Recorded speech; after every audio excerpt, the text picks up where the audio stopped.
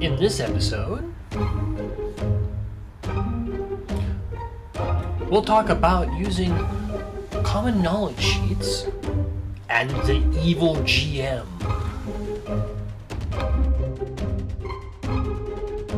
Hi everybody, this is Kevin C. Mason from Jack Monkey Games, and today we're going to be talking about using common knowledge sheets. A common knowledge sheet is a specialized bits of bullet points to help your characters or help your players feel more at home. I developed this when I was running a Shadowrun campaign, and I mentioned that an orc had walked into a bar. And the person who was playing the street samurai or, fighter immediately opened fire. Well, in Shadowrun, having orcs around is very common. It's just an ethnic background. They're not evil, they're just there. But the player didn't know it. So I had to explain to the player that, it's okay if there's an orc in the room. So what a common knowledge sheet is a series of bullet points to make life easier for both you and the players. Common knowledge sheets should be in a very simple format. It should be bullet points, and the information should be easily digestible. So from a GM standpoint, you may have to split this up a little bit. I tend to split them up in different categories. So like history, a general history that everyone should know. A general section of culture. So this would be that all elves are vegetarian, that orcs are common, that the species known as the Gadar are all slightly psychic, and part of their communication is through telepathy. So they tend to lack a full grasp of verbal communication, so they're difficult to communicate with at times. You can put down technology or magic. Usually I have those set up as, so in my Homeworlds campaign, shield technology doesn't exist. Faster than light travel exists, but faster than light communication does not.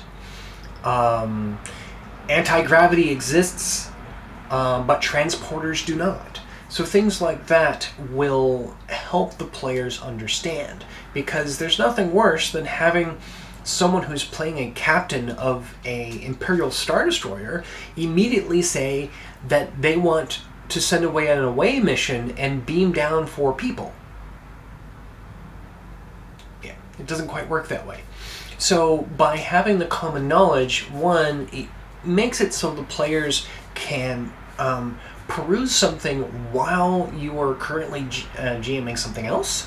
Also, it prevents that awkward feeling of, ooh, I just said something I probably shouldn't. Because even if it's not something that the players would immediately know, sometimes just saying something that might be common knowledge to the rest of the players because they've been playing for a while, but a new player wouldn't know, really kind of puts them in a bad, kind of, that awkward feeling, okay? So it's a way to avoid that. Now, in a future episode, I'm going to show you how to use Keynote or PowerPoint to run in the background while a game is going that lists these in a highly entertaining fashion.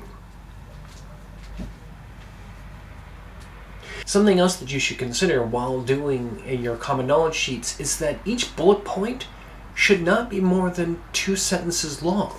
You should keep it very simple and concise, and that in itself can be a bit difficult. I try to have these sheets be only maybe 2 pages front and back. Maybe. And I keep them very simple. Very, very simple. In my Homeworlds, I list all of the planets that they need to know about, and a basic description. Planet Nevin is the social hub. Space Station Alpha is the equivalent of New York. Jod is the capital.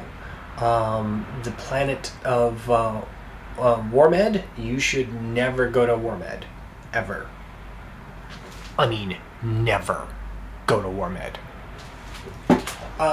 And stuff like that. I mean, it's an important thing to keep it nice and simple. This way, when players are looking around, they can just quickly reference and be done with it. It should not be a novel.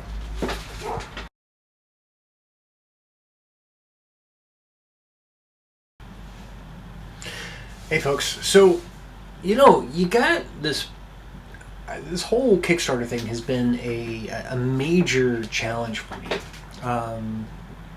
for all kinds of reasons, and it's also been a major learning experience. So here I am. I'm in the process of going and wrapping up and getting almost prepared to cancel because it doesn't look like we're going to make it. And all of a sudden, we get the largest backer yet. We're talking, they're backing us for $500 out of nowhere, and it's not someone I know. So it makes me really go to wonder, wow, I must be onto something here. So it looks like our marketing really sucked, but we've got a really good product, which is making me feel a lot better. So one way or another, we're going to be getting roll versus roll out there. I'm going to keep the Kickstarter running for just another week, and if it doesn't look like it's going to make it in the last, then we'll cancel it. But it does look really good, or at least the product is looking really good. The feedback we're getting from people is that they really like the product once they get their hands on it, that our marketing really sucked. So we're going to fix that. We've been getting a lot of good responses about the new artwork. We've been getting a lot of good responses about